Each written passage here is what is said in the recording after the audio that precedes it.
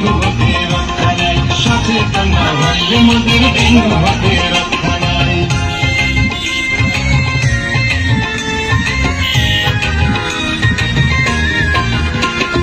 ছোট শিশু বয় বৃদ্ধের কাপড় যেন থাকে গায়ে, সকাল বিকাল ধূপ জ্বালালে এডিস মশা মরে যায়।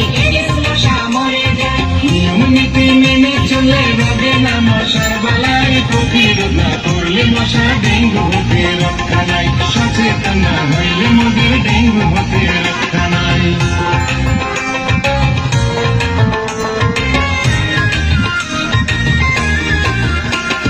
ডেঙ্গু মুক্ত বাংলাদেশে ঘরে ঘরে স্লোগান চাই,